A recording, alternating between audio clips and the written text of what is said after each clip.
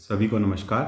मैं हूं डॉक्टर मनोज कुमार बत्रा, सह रसायन शास्त्र विभाग, सम्राट पृथ्वीराज चौहान राजकीय महाविद्यालय अजमेर। और हम जो है आज के लेक्चर में हाइड्रोजन बंध के कारण विभिन्न अणुओं के गुणों पर क्या प्रभाव पड़ता है उसके बारे में जो है अपने बारे में बात करेंगे। आप सभी को जैसा कि मालूम है कि हम हाइड्रोजन बंध के कारण से जो इंटरमॉलिक्यूलर हाइड्रोजन बॉन्डिंग है उसके कारण से अणुओं के जो गुण हैं उन पर क्या प्रभाव है उनके संदर्भ में अब तक हम बात कर रहे थे। तो पिछले बार के लेक्चर में हमने जो है वो 6 गुणों के संबंध में बात की थी कि अंतः अणुक हाइड्रोजन बंध जो है वो किस प्रकार से विभिन्न यौगिकों के गुणों को प्रभावित करता है। आज हम उसके आगे जो है वो बात करते हैं कि KHF2 अणुओं का अस्तित्व होता है, लेकिन KHCl2, KHBr2 अथवा KHI2 अणुओं का अस्तित्व जो है वो नहीं होता। तो इसके बारे में जो है हाइड्रोजन बंध जो है वो किस तरह से इस गुण को प्रभावित करता है।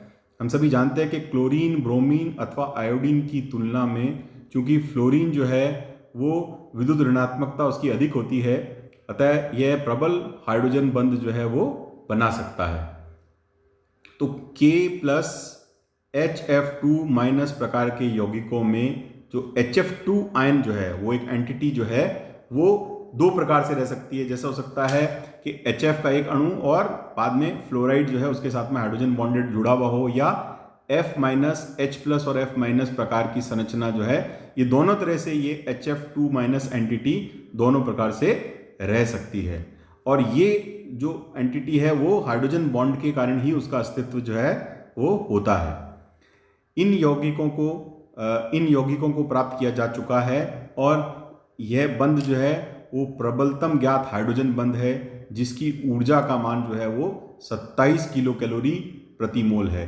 क्योंकि क्लोरीन, ब्रोमीन और आयोडीन जो है उनकी विद्युत ऋणात्मकता का मान कम है, इसलिए इस प्रकार की जो एंटिटी है HX2- जो है, यानी हाइड्रोजन जिसके साथ 2 हैलाइड जुड़े हुए हैं और उस पर माइनस चार्ज है, वो संभव नहीं हो पाता। इसलिए जो है इनका अस्तित्व जो है होता है और दूसरे प्रकार की एंटिटीज जो हैं उनका अस्तित्व नहीं होता।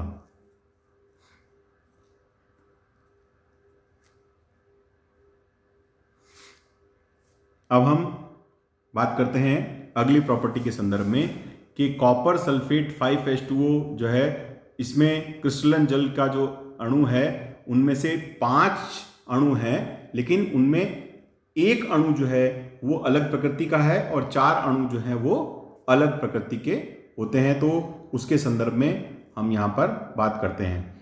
हाइड्रोजन बंध के कारण ही कॉपर सल्फेट जो है 5H2O के क्रिस्टल में क्रिस्टलन जल के 5 अणुओं में से जल के एक अणु की प्रकृति शेष 4 अणुओं की प्रकृति से भिन्न होती है। कॉपर सल्फेट के क्रिस्टलों में प्रत्येक कॉपर 2 आयन जल के 4 अणुओं से घिरा रहता है, जबकि जल का 5वां अणु जो है वो सल्फेट आयन तथा कॉपर H2O4 जो है, ये जो कॉम्प्लेक्स आयन जो है, इस संकुल आयन जो है इसके मध्य जो है सल्फेट और इस संकुल आयन के मध्य जो है वो हाइड्रोजन बंध के द्वारा बंधित होकर CuH2O4 SO4.H2O की रचना करता है। मतलब इस स्वरूप में ये रहता है, जिसको अभी अपन आगे जो है देखेंगे।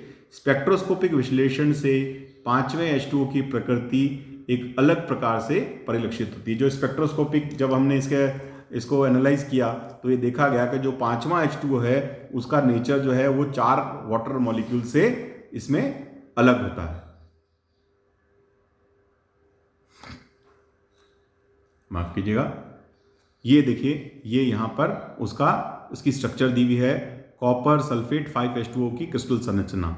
इसके अंदर हम देख सकते हैं कि कॉपर के 4 तरफ जो 4 जिसको हमने नामांकित किया है 1, 2, 3 और 4, ये 4 जल के अणु हैं जो कि इसके साथ में कोऑर्डिनेट बॉन्ड से जुड़े हुए हैं। और 5वां जो वाटर है जिसको हमने डॉटेड लाइन से बीच में दिखाया है दोनों तरफ से, ये जो है एक तरफ तो जो है 2 वाटर मॉलिक्यूल के साथ में हाइड्रोजन बॉन्डेड है और दूसरी तरफ जो है जो सल्फेट जो है उसके साथ में इसके 2 हाइड्रोजन जो है उसके ऑक्सीजन से हाइड्रोजन बॉन्डेड रहता है। तो इस तरह से हम देख सकते हैं कि कॉपर सल्फेट 5H2O में 4 वाटर मॉलिक्यूल्स एक जैसे होते हैं और 5वां जो होता है वो उससे अलग जो है वो उसका प्रकार का जो प्रकृति है वो दर्शाता है। फिर है विलेयता के संदर्भ में बात। कार्बनिक यौगिक जो है वो सहसंयोजक प्रवृत्ति के कारण जल में अविलेय नहीं होते, किंतु यदि उनके हाइड्रोजन बंध बनाने की क्षमता हो तो वे जल में घुल जाते हैं। विभिन्न यौगिकों की विलेयता पर हाइड्रोजन बंध के प्रभाव का अध्ययन हम जो है निम्नलिखित बिंदुओं के द्वारा हम उसको अध्ययन उसका यहाँ पर करेंगे। तो सबसे पहला जो है बिंदु हम लेते हैं कि एल्कोहल, ग्लाइकॉल, ग्लिसरॉल तथा शर्करा आदि में एक या एक से अधिक OH समूह होने के कारण हाइड्रोजन बंध बनाने की बहुत अधिक संभावना होती है। यही कारण है कि सभी यौगिक जल में अत्यंत विलयशील होते हैं। तो अपन देख सकते हैं एल्कोहल, ग्लाइकॉल, ग्लिसरॉल, शुगर्स, ये सब जो है इसमें कई प्रकार के OH ग्रुप्स होते हैं, तो इसलिए जो है इनके हाइड्रोजन बंध बनाने की जो संभावना है जल में वो अधिक होती है, इसलिए ये जल में विलेयता दर्शाते हैं। यहाँ हम इस चित्र में देख सकते हैं कि किस प्रकार से ये जो एक अल्कोहल है ये जो है ये जल में हाइड्रोजन बॉन्ड बनाने के कारण ये विलेयता प्रदर्शित करता है। दूसरा है डाइमेथिल ईथर जो है जल में मिश्रणीय है, मतलब जल में मिक्सेबल है, उसमें वाटर में सॉल्युबल है, क्योंकि जल के अणुओं के साथ हाइड्रोजन बंध बना सकता है। लेकिन डाइमिथिल थायोईथर जो है जल में अमिश्रणीय है, क्योंकि यहाँ सल्फर की विद्युत ऋणात्मकता का मान कम होने के कारण यह जल के अणुओं के साथ हाइड्रोजन बंध नहीं बना सकता है। तो यहाँ हम देख सकते हैं डाइमिथाइल ईथर जो है वो जल में मिश्रणीय होता है, क्योंकि उसमें ऑक्सीजन की विद्युत ऋणात्मकता का मान अधिक होने के कारण यहाँ पर ये वाटर मॉलिक्यूल्स के साथ में हाइड्रोजन बॉन्ड बना सकता है। जबकि डाइमेथिल थायोईथर की बात करें वहाँ पर ऑक्सीजन के स्थान पर सल्फर है जिसकी विद्युत ऋणात्मकता का मान कम होता है, इसलिए ये जल में विलयशील नहीं होता।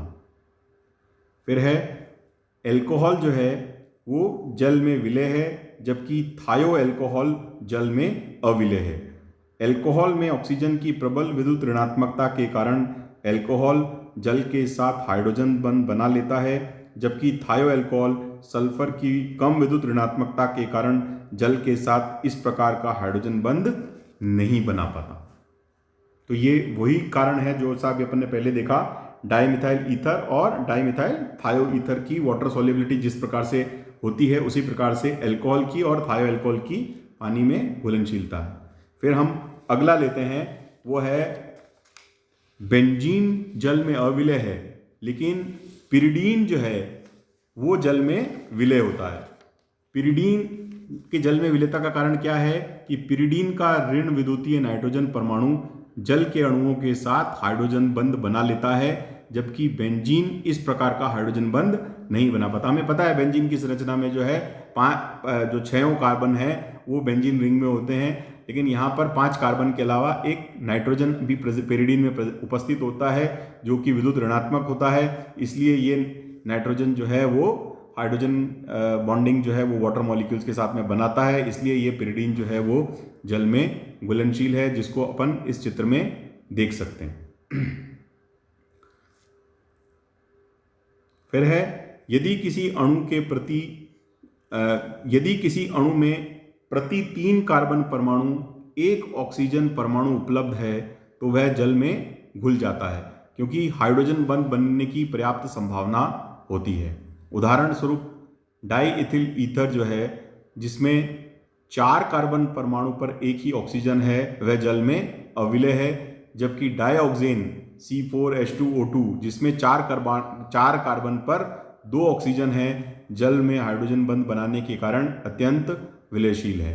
तो यहाँ हम देख सकते हैं डाइएथिल ईथर जो है उसमें वो जल में घुलनशील नहीं है, क्योंकि जो रूल है वो है कि 3 कार्बन के साथ में एक ऑक्सीजन जो है वो अणु में होना चाहिए, जो कि उसमें नहीं होता। लेकिन डाइऑक्सेन में क्या होता है C4H2O2 जिसकी संरचना अपन ने इस चित्र में बनाई हुई है, इसमें देख सकते हैं एक बेंजीन रिंग के जैसे सिक्स मेंबर्ड रिंग है जिसमें 2 ऑक्सीजन है, और यहाँ पर जो रेशियो है वो हर 2 कार्बन के ऊपर 1 ऑक्सीजन प्रेजेंट है, इसलिए जो है ये जो है जल में 1,4 डाइऑक्सेन जल में घुलनशील रहता है। इसी प्रकार एसिटिलीन एसीटोन में अत्यंत विलयशील है, क्योंकि दोनों भी परस्पर बंध बना लेते हैं। वही हाइड्रोजन बॉन्डिंग जो है दोनों में संभव है, एसिटिलीन में और एसीटोन के अंदर। एसिटिलीन जल के अणुओं के साथ हाइड्रोजन बंध नहीं बना सकता, क्योंकि C2H2 डॉटेड डॉट जिसको हम वाटर कहते हैं, जो एक ये आकर्षण जो है C2H2 और वाटर के बीच का आकर्षण जो है, इसकी तुलना में H2O का आकर्षण जो है वो बहुत अधिक प्रबल होता है। इसलिए जो होता है एसिटिलीन जो है वो जल में घुलनशील नहीं है। फिर वसा अम्लों के लिए क्लोरोफॉर्म एक अच्छे विलायक का कार्य करता है। जो फैटी एसिड्स होते हैं आपको पता है, जिसमें एक हाइड्रोकार्बन जो है वो बहुत बड़ा होता है और उसके पीछे बाद में उसके अंदर COH जो है वो चेन होती है, COH ग्रुप लगा हुआ होता है, तो वो क्या होता है, वो जल में विलयनशील नहीं है, लेकिन वो क्लोरोफॉर्म में विलयनशील है, क्योंकि क्लोरोफॉर्म की जो CH3CH जो है इसकी ध्रुवीयता के कारण, इसकी पोलैरिटी के कारण यह जो है वसा अम्लों के साथ हाइड्रोजन बंध बना लेता है, तो उसके साथ में ये हाइड्रोजन बॉन्ड जो है वो बना लेता है। इसलिए ये जो है क्लोरोफॉर्म में ये जो फैटी एसिड्स होते हैं वो सॉल्युबल होते हैं। इसी प्रकार से नेक्स्ट है प्राथमिक एमीन जो है वो जल में विलय हैं, क्योंकि नाइट्रोजन जल के अणुओं के साथ हाइड्रोजन बंध बनाती है, जबकि द्वितीयक एवं तृतीयक अमीन जो है वो जल में विलेयता, उनकी जल में विलेयता क्रमशः कम होती जाती है, क्योंकि हाइड्रोजन बंधों की संख्या में कमी आती है। देख सकते हैं अपन प्राइमरी जो एमीन है उसमें 2 नाइट्रोजन, मतलब नाइट्रोजन के ऊपर 2 हाइड्रोजन हैं, और इस कारण से ये जो है आसानी से हाइड्रोजन बॉन्ड बना सकते हैं। सेकेंडरी में एक ही कांटेक्ट है हाइड्रोजन बॉन्ड बनने का, 2 ही कांटेक्ट है हाइड्रोजन बॉन्ड बनने के, और टर्शरी में केवल एक ही है। तो इसलिए क्रमागत रूप से हम देखते हैं कि प्राइमरी जो एमीन्स हैं उनकी पानी में घुलनशीलता अधिक होती है, द्वितीयक की उससे कम होती है, और तृतीयक की और कम हो जाती है, और ये जो एल्काइल ग्रुप्स है उसके साइज पर ये निर्भर करती है।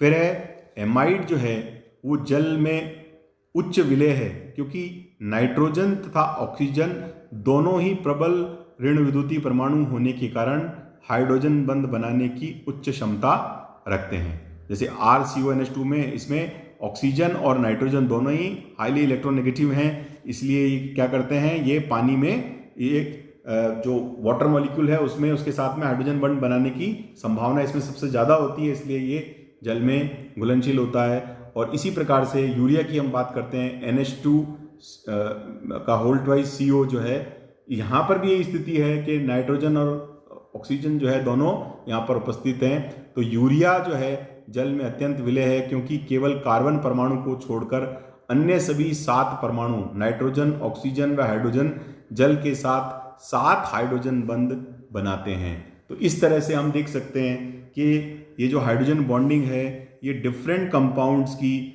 डिफरेंट सॉल्वेंट्स में सॉल्युबिलिटी को इफेक्ट करते हैं। तो आज के हमारे इस लेक्चर में जो है वो इतना ही। इसके बाद आगे की जो बातें हैं वो हम कल के लेक्चर में उसमें बात करेंगे। आप सभी का बहुत बहुत धन्यवाद।